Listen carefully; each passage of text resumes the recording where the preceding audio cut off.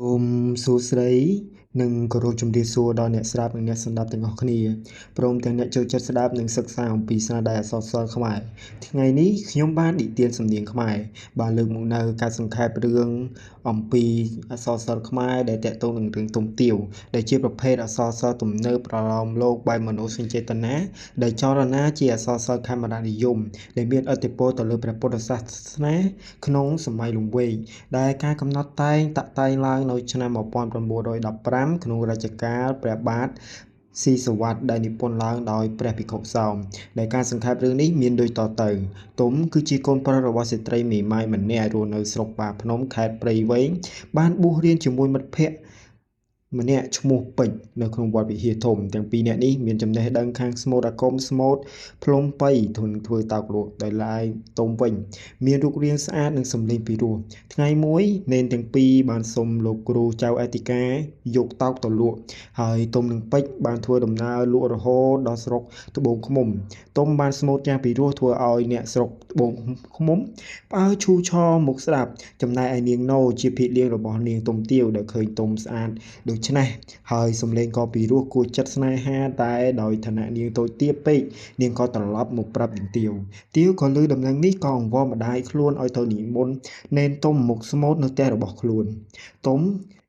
បានស្មូតយ៉ាងពីរោះឲ្យទាវចាប់ចិត្តស្នេហាស្រឡាញ់ព័ទ្ធក៏រៀបចំផាហ៊ុមស្លាដកបារីស្លាមលូឲ្យទៅនាងណូទៅប្រគេនទុំហើយប្រាថ្នាសងឲ្យបានជួបទុំ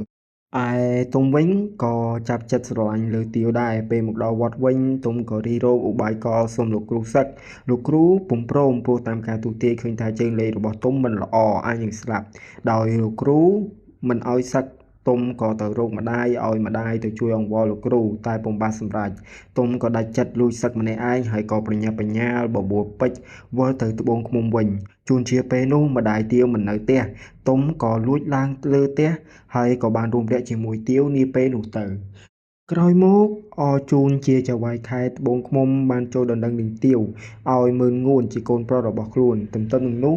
ទុំនិងពេជ្រត្រូវស្ដេចរាយមាយដែលសោយរាជ្យនៅក្នុងក្រុងលង្វែកនាំយកទៅក្នុងវាំងព្រោះទុំចេះស្មូតយ៉ាងពីរោះដោយព្រះបាទរាយមាយចង់បានស្រីស្អាតធ្វើជាស្នំឯកក៏រើសរោគស្រីស្អាតប៉ះចំនាងទាវដែលជាសង្សាររបស់ទុំធ្វើឲ្យម្ដាយទាវសប្បាយចិត្តជាខ្លាំងលុះបានជួបមុខគ្នានៅក្នុងវាំងចំពោះមុខស្ដេចទុំក៏ច្រៀងរៀបរាប់សពគ្រប់ធ្វើឲ្យស្ដេចរៀបការឲ្យទុំនិងទាវធ្វើជាប្តីប្រពន្ធក្នុងពេលនោះទៅហេតុការណ៍នេះធ្វើឲ្យម្ដាយទាវតូចចិត្តយ៉ាងខ្លាំងក៏ប្រញាប់ប្រញាល់មកស្រុកកំណើតវិញហើយរិះរកឧបាយកលខ្លែងសម្បុត្រប្រាប់ទៅនាងទាវថាខ្លួនមានជំងឺជាទម្ងន់បានដំណឹងភ្លាមទាវក៏ប្រញាប់មកមើលម្ដាយដល់ផ្ទះត្រូវបានម្ដាយចាប់បង្ខំឲ្យរៀបការជាមួយម៉ឺនងួនអស់សង្ឃឹមក៏សរសេរសម្បុត្រឲ្យទុំបានដឹងពេលនោះស្ដេចក៏ប្រទានរាជសារដល់ទុំនិងពេជ្រដើម្បីឃាត់អរជូនក្នុងការធ្វើទង្វើបែបនេះពេលទុំនិងពេជ្រទៅមកដល់ផ្ទះទាវទុំវង្វេងស្មារតីអស់សង្ឃឹមផឹកស្រាស្រវឹងប្រកែកប្រអប់នាងទាវចំពោះមុខភ្ញៀវធ្វើឲ្យម្ដាយទាវខឹងក៏បញ្យុះអរជូនឲ្យចាប់យកទុំទៅសម្លាប់នៅក្រោមដើមពោធិ៍ជើងខាលពេលទាវដឹងថាទុំត្រូវបានគេយកទៅសម្លាប់ទាវនិងនាងណូតាមរកទុំអ្នកទាំងពីរក៏សម្លាប់ខ្លួនតាមទុំទៅពេជ្រក៏នាំដំណឹងអកុសលទៅទូលស្ដេចក៏កាត់ក្តីដោយចាប់យកអរជូនម៉ឺនងួននិងម្ដាយទាវកប់ទាំងរស់ត្រឹមកហើយយករនាស់រាស់ពីលើក្បាលរីឯអ្នកស្រុកត្បូងឃ្មុំបញ្ចូលជាអ្នកងារទាំងអស់ដោយសាច់រឿងសង្ខេបបានបញ្ចប់ចំពោះប្រធានរឿងគឺរឿងទុំទាវអ្នកនិពន្ធបានរំលឹកឡើងវិញពីប្រវត្តិស្នេហាមួយរបស់យុវជនខ្មែរក្រោមរបបសក្តិភូមិនាសម័យលង្វែកនេះគឺជាចំណងស្នេហាដ៏សោកសៅរបស់តួអង្គទាំងពីរគឺទុំនិងទាវតាមរយៈនេះដែរអ្នកនិពន្ធក៏បានលាតត្រដាងឲ្យឃើញថាពីរបៀបគ្រប់គ្រងនិងច្បាប់ទម្លាប់ដ៏តឹងតែងនាសម័យនោះដូចនេះហើយយើងឃើញថាដំណើររឿងគឺវិលជុំវិញបញ្ហាសំខាន់